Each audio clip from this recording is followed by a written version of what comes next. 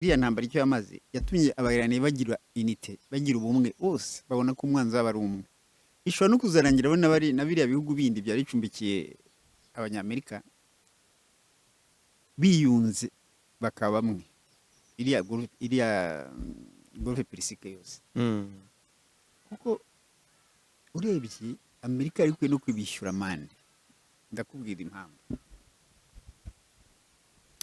ujya gushyira baze militeri wanjye ntabwo upfa kuyihashyira gusa muba mufitanye amasezerano y'uko sekirite yawe ari iyanjye 100%.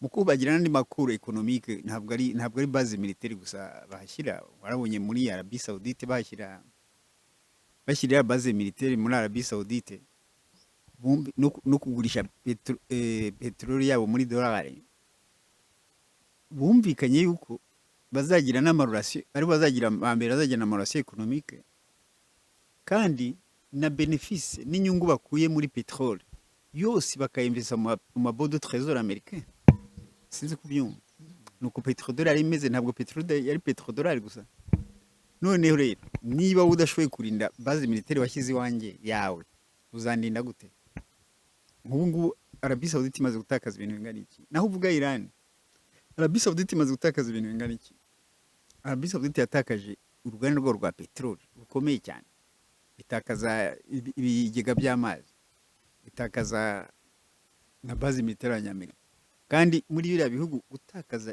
biriya bintu by'amazi yabo nibwo buzima gusumba petrole nk'ubu Iran igize umujinya ikarasa ibigega by'amazi nk'uko barashe ibyayo biriya bihugu byabaho gute ntushobora kumara iminsi utanywa amazi iyi ntwaro Iran ifite ishobora kuyigeza kuki kugeza ku ntsinzi intsinzi ya Iran yabari yihe no reka nkubwire muri triangle d'or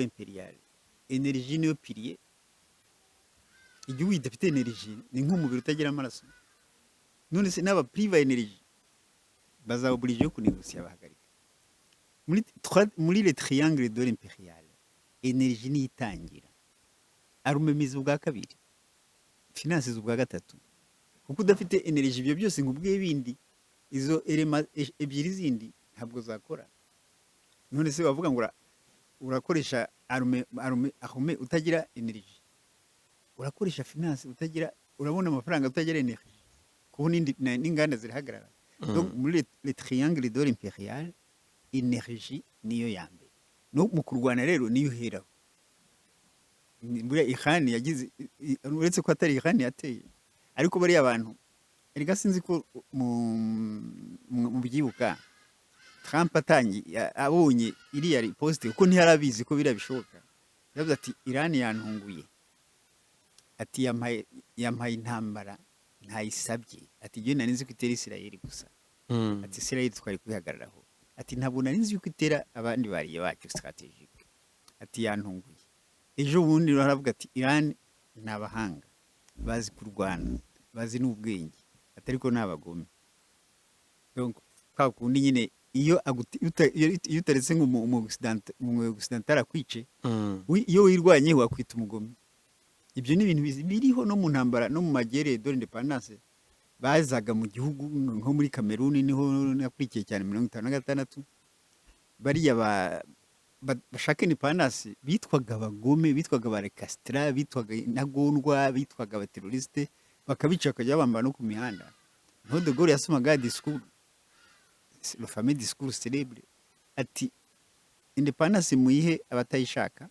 ati bare batayisaba ari muyiha atabayisaba mu bice bose bashire niba hari igitekerezo cyo guhindura imiterere y'isi wigeze kugira hari intwaro y'igitangaza wakoresha ejo hisi akagenda bitandukanye n'uko uyu munsi hari hameze iyo ntwaro n'uburezi nubwo ari Nelson Mandela wavuze ibingibi na Parrot Canada Visa Consultant Company iyi ni intero bikiriza ubu ngubu wakwiga muri kaminuza za mbere nziza muri Canada leta zunze ubumwe za Amerika n'Uburayi Ubushinwa ndetse na Korea kandi kubajya muri masters muri Canada na leta zunze ubumwe za Amerika tubafasha kubona inguzanyo izishyurwa wasoje amasomo amashuri arahendutse kandi bamwe tubabonera scholarship itandukaniro ryacu nuko amafaranga ya service uzatanga wamaze kubona visa hafi kurira indege nubwo dufite ibiro muri Canada na Leta Zunze Ubumwe za Amerika, ariko no mu Rwanda dukorera mu mujyi wa Kigali mu nyubako ya City Center muri floor ya kabiri y'iyo nyubako muri F2B. Iyi nzu yegeranye n'irimo Simba Supermarket. Abari mu majyaruguru y'u Rwanda ntabwo ari ngombwa kuza i Kigali kubera ko twabashyiriye office Musanze muri gare. Reba ibyapa byacu bya Parrot Canada Visa Consultant Company. Ikindi kandi dukorana na Kirabove France, ikigo mpuzamahanga gifasha abashaka gukora ingendo ku mugabane w'Uburayi banyuze mu Bufaransa. Reka ngusuze kandi gushimira ko kuri ukwezi dukurikira mu Rwanda n'abadukurikiye bari hirya no hino mu bihugu bitandukanye, by'umwihariko abakora ibiganiro tugirana na Dr. Rusabagiriye. Uyu munsi turasubira mu burasirazuba bwo hagati, aho intambara hagati ya Iran na Amerika ifatanyije na Israel ikomeje gufata indi ntera. Amerika ifite ibintu byinshi ikomeje guhomba, ariko na Iran ifite byinshi ikomeje guhomba. Ubu nahoze mbona mu gitondo bisigaragaza ko hari abategetsi bakomeye barenga 20 ba Iran bamaze kwicwa. Nahoze mbona mu kanya n'umuvugizi wa mutwe w'impinduramatwara muri Iran, nawo umuvugizi wabo yishwe, minisitiri w'ubutasi yarishwe. Ariko ibiri kuba byose Iran iravuga ngo uko mukomeza gukora ibi ngibi niko natwe twihimura. N'ubu bakoze ibitero byinshi byangije ibintu byinshi muri biriya bihugu, bikomeje nyine gutiza Amerika ibirindiro bakoresha bakomeza kubatera. Dr. aho umuntu yakwibaza ngo iyi ntambara ese izatsindwa nuko bazabasha guca intege Iran bakoresheje kwica abategetsi bayo? Nabonye minisitiri w'ububanyi n'amahanga avuga ati nta nemwe muzigera mubona hajyaho mwica umutegetsi ngo abure ujyaho umusimbura. Bati ibyo ntabwo ari byo bizatuma mutsinda intambara. Iyi ntambara amaherezo yayo araba arahe Dr.? Kiriya kenshi nubona mu barwana ukabona umuntu yica abantu, ni signe deja y'imbaraga nkeya. Donc ni nkuko naza nkakushoboye nkakwikira abana kugira ngo wowe uvuge ugire impuhwe abana baburike. Ariko Amerika yamaze kubona ko idashobora gutsinda iriya ntambara atari ubwo buryo. Gusa malgré ibyo ngibyo wabonye ishobora guhagarara kubera Amerika ifite imbaraga ni hariya, ni hanze, ifite amabazi militaire. Si amabazi militaire ifite gusa, ifite n'amahoteli n'ibibuga n'amabato. Biriya bihugu rero nibimara kuva kuri Amerika intambara izahita irangira.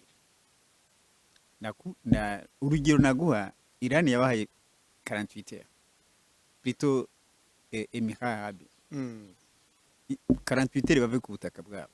Abasirikare deje batangiye kubatwara basigaye hariya. Rero n'izindi nizikurikira Amerika zizabisigaye he? Amerika izahita ihagarika. Uretse yuko na mbere Amerika yatangiye gushaka guhagarika intambara igaca ku Burusiya. Sinzi ko igeze ica kuri China, yaciye ku Burusiya hanyuma bareba ko bakwingiga Netanyahu bito Iran ihagarika. Ariko ubundi kuvuga ngo Amerika izatsindira ntambara byo biragoye. Ariko sinzi igituma Amerika nuko yagiye mu mitwe yanyu, yananiwe gutsinda Afghanistan, yananiwe gutsinda Vietnam, yananiwe gutsinda Somalia, izatsinda Iran bishoka. Iran yavuze ko niyo iyi ntambara izarangira hari isomo yabonye ku muhora wa Hormuz. Yavuze yuko ngo umudepite wabo ukomeye cyane w'umugore witwa Somaye yaravuze ati turimo tureba uburyo na nyuma y'iyi ntambara twazajya twishyuza ibihugu by'abanzi ba Iran gucisha amato yabo umuhora wa Hormuz. Buriya amfite intambara yagize ikintu ikora. Buriya intambara iba nziza ariko ntibura n'ikimara muri psychology y'abantu. Nk'ubu iriya ntambara icyo yamaze yatumye abayirani bagira unité, bagira ubumwe, bose babona ko umwanzi waba ari umwe. Ishobora no kuzarangira na biriya bihugu bindi byari bicumbikiye abanyamerika biyunze bakaba bamwe. Iriya golfe Persike yose kuko urebye Amerika ariko no kwibishyura amande. Ndakubwira impamvu. Ujya gushyira base militaire wanjye ntabwo upfa kwihashyira gusa. Mufitanye amasezerano yuko security yawe ari yanjye 100%.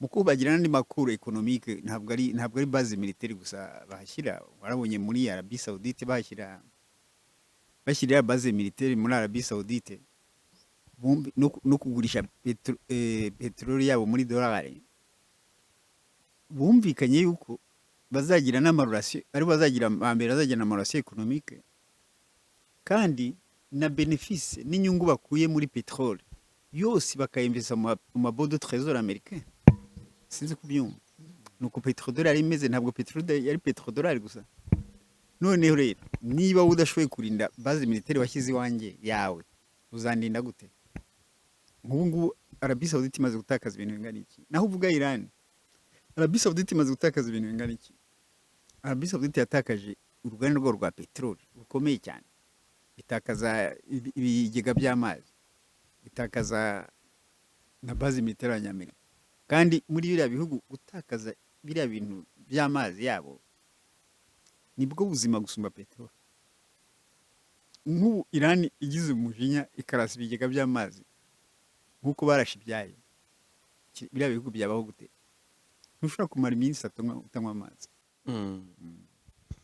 ahangaha uyu mudepite yavuze yuko ngo bari mu nteko ishinga amategeko bari kwiga ku mushinga ujyanye n'uburyo nyine bajya bishyuza ariko bakavuga ngo ni umushinga uretse kuba wazamura ubukungu bwa Iran ngo nabwo babizeye neza umutekano bayavuze ati twebwe twambaye abanzi bacu ibyahoze ari ubwisanzure kuri bo ati kuhaca bumvaga ari ubwisanzure ubu rero noneho bigiye kuba ibintu bagomba kubona ari uko babyishyuye ati ntabwo rwose bashobora kuba bakwihanganira ibihano tuzabafatira by'uko bazajya baca ahangaha bishyuye menshi yego iyo bavaga muri Amerika zabishyura bingana gute aravuga ati ngo Imana nibishaka ngo intambara izarangira Iran itsinze byeruye bityo guca muhora hormuzi bizakomeze kuba ingorane ku banzi bacu bajye bemera bishyura ikiguzi cy'amafaranga kandi n'umutekano wacu ucungirwe ducungwe bihereye mu muhora hormuzi burya uriya muhora hormuzi uri strategique cyane ntabwo ari peteroli ica mu bindi narabwiye bica mu bindi ikindi kandi ntabwo ufunze umuhora hormuzi ntabwo ufunze abandi bacamo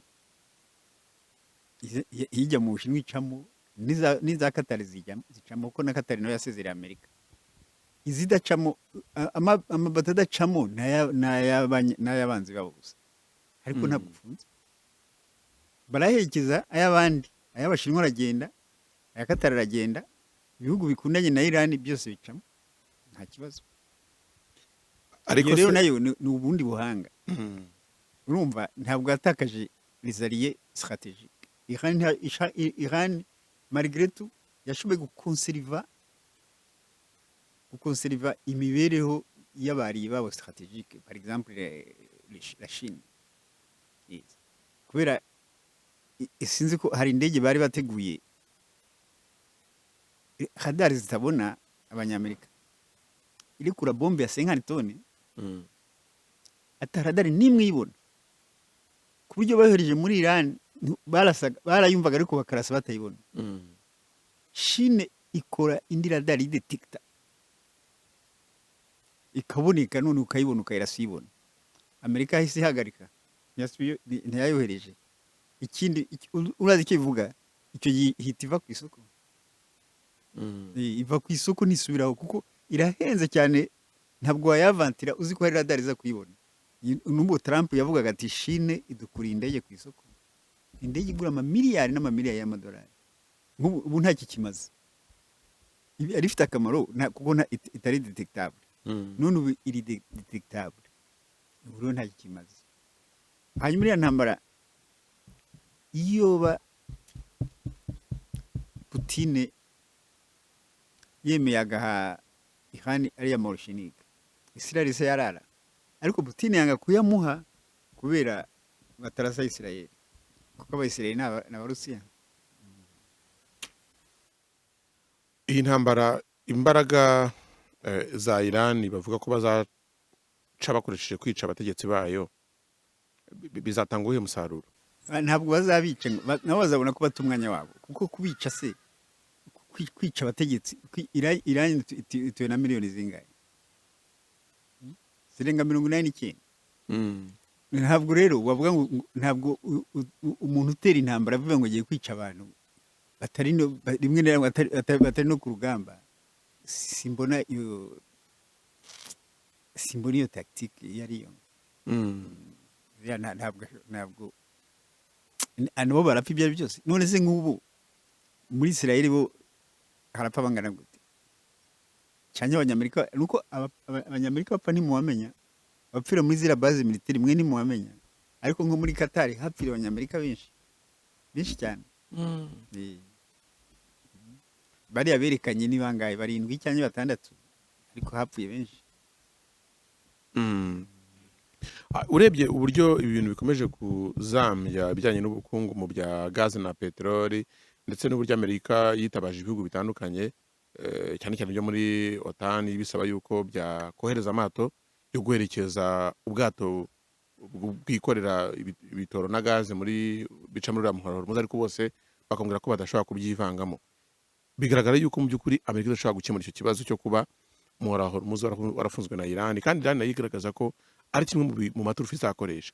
Noneho Iran iri kubikora, ari nako iri kugenda itera amareserve ibigega bya peteroli na gaze muri biriya bihugu yego byo mu kigobe. Ni ukuvuga ngo ni Amerika, irese na Amerika. Ni ukuvuga ngo mu gihe ijya bitari gukunda nihari barimo baragenda babibombarda.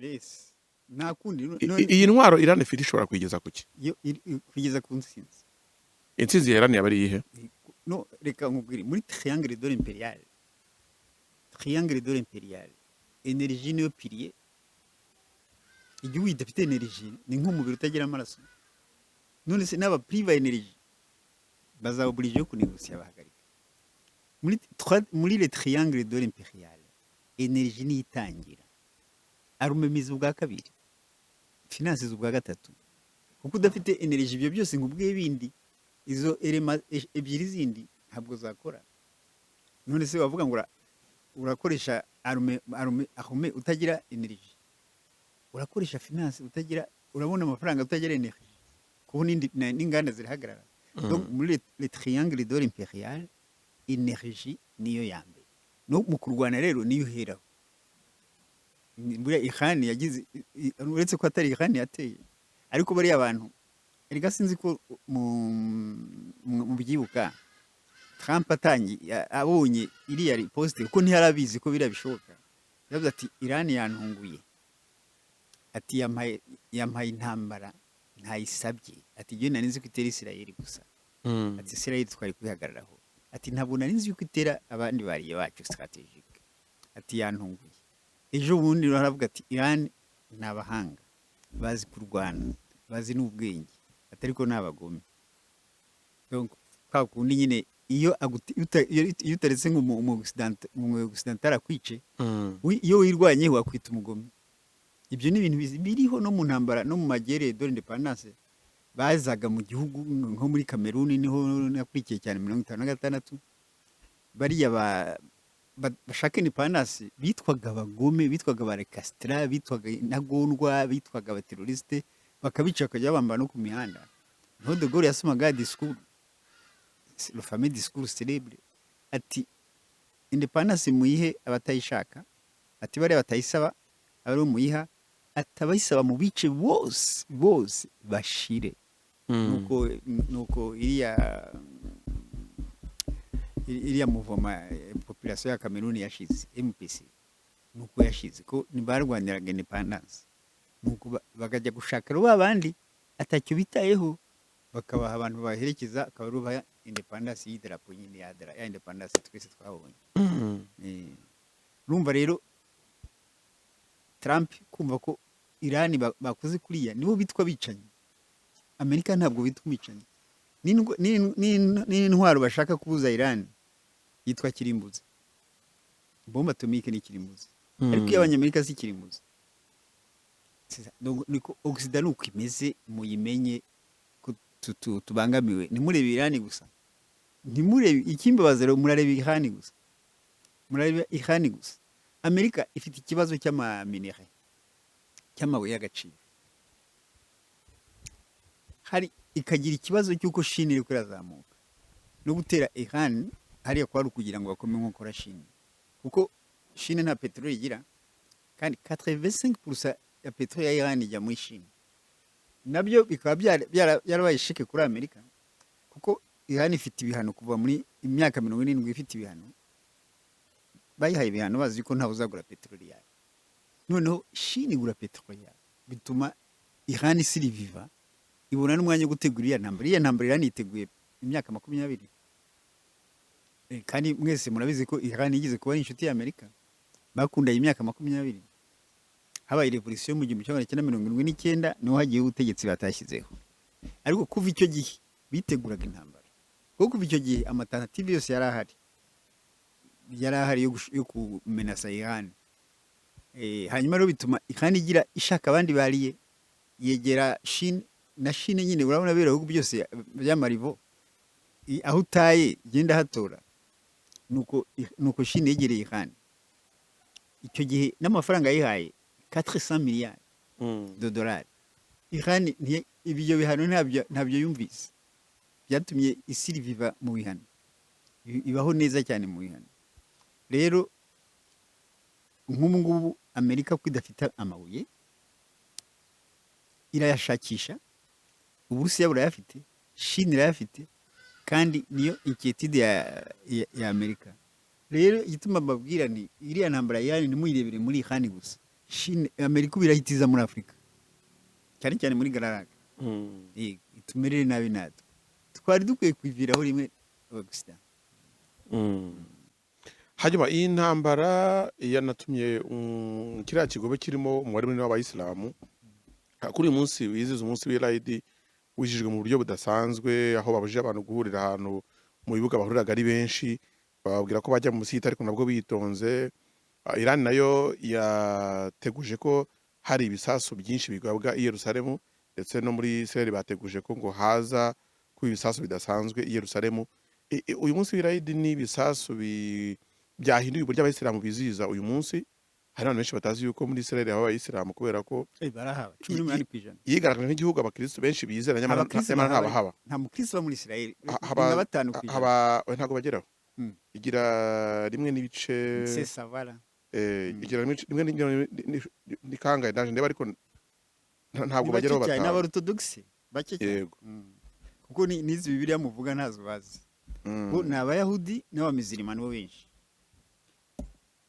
Rero uyu munsi kuba bizihije umunsi w'Eid muri buriya buryo, hari icyo bishobora kuza guhindura kuri iyi ntambara, kuko ni ibintu nabonye ibihugu bira bihugu biri byatinzeho cyane kubera ko umunsi ukomeye ku bayisilamu, ariko noneho ntabwo bawizihije ko basanzwe bawizihiza. Oya, ibyo ngibyo ntabwo ari ubwa mbere bibaho. Hari ukuntu Israel yajyaga ihengera kuri uyu munsi ikabatsinda mu mosque. Si ubwa mbere bibaho, barabimenyereye. Israel yajyaga kukurazi ko kuva muri 67 nta na rimwe badafite intambara, nta na rimwe Israel itabirwana n'abamizirima. Bajyaga bahengera muri iyi minsi nyine bari mu mosque bakabatwika mu mosque. Ubu rero barabizi, bagomba kwitonda. Muri Israel idini yiganza cyane igera kuri 73% ni idini ya Kiyahudi, n'abayahudi. hanyuma abakristo ni 8%. Yego, ahubwo baragabanutse. Abayisilamu ni 20%. Mperuka bari 18, imibare mperuka ni ya kera. Ariko urumva ko difference sinini. Nabo bakristo bahari rero n'abarorthodoxe, ntabwo ari abakristo bo kwa papa, ni nk'abarusiya, ni nk'abayukraine. Burya Ukraine ni ukuvuga frontière. Nicyo Ukraine nicyo ivuga etymologiquement. Le mot Ukraine ni ukuvuga frontière. Ariko ni frontière très religieux. Kubera abarorthodoxe n'abakatolike bigeze kugirana ikintu gisa n'intambara, baratatana burundu kuko bo ntibemeraga ntuze pouvoir ya papa. N'uyu munsi abarorthodoxe ni bara pouvoir ya papa. N'aba Ethiopia nuko n'abarorthodoxe. Niyo nka dini ya mbere amfite ko papa yaje nyuma. Aba Ethiopia no basenze Yezu mbere ku isi. Hanyuma ku cy'abarumeniye bose n'abarorthodoxe. Yabinsetse iyo abantu hano bavuga ngo bagiye kureba abakristo muri Israel, abantu batemera Yezu. Hanyuma reka dusoze tuvuga ku byo Netanyahu yavuze ku byo bifuza muri iyi ntambara. Ibintu bitatu yavuze, nk'icyambere ngo kwanza gukuraho ibikangisho bya Iran byo gukora intwaro kirimbuzi. Cyo ni cyo kintu bagomba gukura kuri Iran. Icya kabiri avuga yuko ngo bagomba gushyiraho ibyatuma ngo abanya-Iran ngo babona ngo umudendezo, kuko ngo abaturage babayeho nabi. Se barababaye gusumba abayirani. Ibyo nibyo Occident kwikora. no muri Afurika uzarebe niko bigenda iyo bashaka gukuraho perezida. no gusenya rero misile balistike Iran ifite ikangisha kuba yahungabanya umutekano wa Israel. Ibyo ni ibyifuzo bya Israel. Rega iyi ntambara umenye ko ubu ngubu muri Amerika hari conflict. Bose bayihebeye intambara Israel na Trump yatangiye kubikuraho. Kuko urazi uriya mu wa demission yari ushinzwe ibintu bya terrorism academician avant-hier. Hariya ntabwo umuntu nkuri yapfa kudemisiona. Ntabwo umuntu nkuri yapfa kudemisiona. Iyo ubona muri ku rugamba nka kuri ukabona batangiye kudemisiona, jya umenya ko abantu urugamba rwabananiye. Netanyahu nawe kuvuga ngo hari umwanalista w'umunyamerika wavuze ejo bundi ariko ati Iran n'ubu itari ifite na gahunda, niba itari ifite na gahunda yo gukora kirimbuzi turayitumye igiye gukora kirimbuzi. Ati uko irabona yuko yigira ntabwo ihuye n'ibibazo nk'ibi. Ati Korea du Nord urabona ifite amahoro. Ati rero ubu ngubu turavuga ngo turabuze Iran gukora kirimbuzi. Ati ahubwo turayitumye. Iran ifitiye byose. Ifite Iran marché jusqu'à 60. Gukora kirimbuzi ni iminota. Nanjye nyite kirimbuzi nkabo. Gukora bomba atomike ni iminota. Iyo aribo bayitunze bahita intwaro y'ubwirinzi. Ariko Iran ntabwo izahagarara, izayikora byo ndabizi. Wita nayifite izayikora. Ariko Netanyahu yanavuze ko Amerika itigeze ishora Israel muri iyi ntambara ngo ni discours politique. Ni initiative ya Israel. Yego. Afite arashaka kuvura Trump. Yego, kuko Trump amumereye nabi bavuga ngo yagendeye ku amumereye nabi Israel na Amerika bimeranye nabi. Nayo ni indi sinye ikwereka urugamba.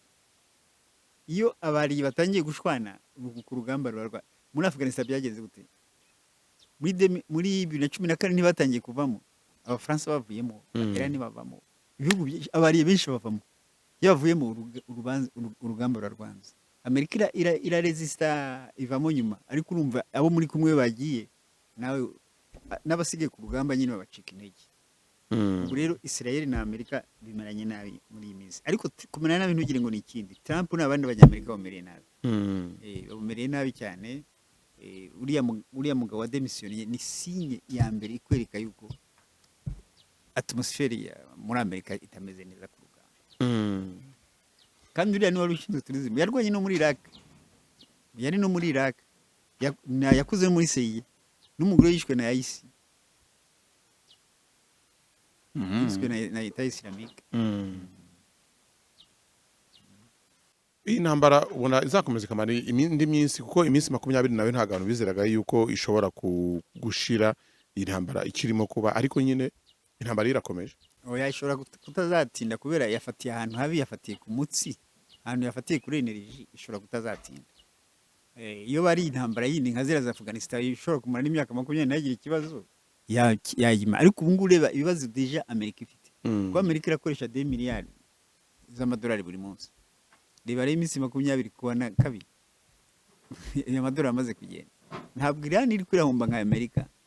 Iran ikoresha utuntu duto duhendutse cyane, kubera uzarebe izi monde ziratandukanye.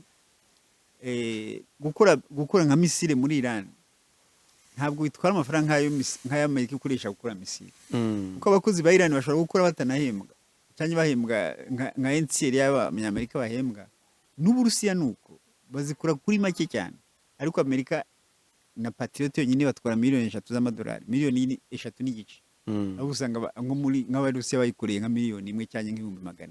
Iran China ishobora kuyikorera ibihumbi 100 cyangwa ibihumbi 100. Muri bafite ntuzimeze nka communisme, ku buryo abantu baho bemera bagakorera igihugu naho utabahemba barakora.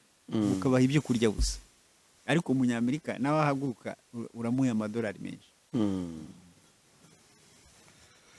Ngayo nguko reka wenda tutegereza n'ibitekerezo by'abandi baza kuduha kuri iyi ngingo. Ibiganiro byacu byo ku ngingo zitandukanye nakagaruka naho butaha Dr. wakoze. Merci. Niba ukeneye kumenya iby'ibwami byibariza bari ibwami baguha amakuru mpamo. Kirabove France ikorera i Paris mu Bufaransa niyo yizewe kandi ifite ubushobozi bwo kugufasha no kukorohereza kujya mu Bufaransa no mu bindi bihugu by'Uburayi, waba wifuza gutembererayo, guhaha cyangwa gukora business. egera Kirabove France woroherwe no kubona viza yo kujya mu Bufaransa, wishyurirwa ibyiza amaso yawe atarabona byanezeza umutima wawe, bikanagufungura amaso ukabona amahirwe yo kunguka biruseho no kugera kuri byinshi utatekerezaga. Kirabove France iguha ubutumire buturutse mu Bufaransa bwabanje kwemerwa n'urukiko rw'Ubufaransa, ari nacyo kiguhesha amahirwe agera kuri 98% yo kuba utabura viza. Ubutumire bujya Burayi uhabwa na Kirabove France buba buherekejwe n'icyangombwa cyatanzwe n'urukiko rw'ubucuruzi mu Bufaransa, kandi bukaguhesha kugenda no gutembera uko ushatse mu bihugu byose bigize umuryango umwe bw'Uburayi. Akarusho ni uko igiciro gisabwa ku muntu umwe ari nacyo gisabwa ku muryango wose cyangwa itsinda ry'abantu bari kumwe, kandi uwemerewe akaba atagarukira i Paris kuko yanatembera mu Busuwisi, Ububiligi, Ubutaliyani, Ubudage n'ahandi mu bumwe bw'Uburayi. Gera ku birenze inzozi zawe zo gutembera i Burayi, kwidagadurayo cyangwa guhahirayo ibyo wifuza, ubifashijwemo na Kirabove France. Ku bindi bisobanuro bandikira unabasure ku mbuga nkoranyambaga zabo cyangwa ubashakire kuri telefone ubona kuri eka yawe.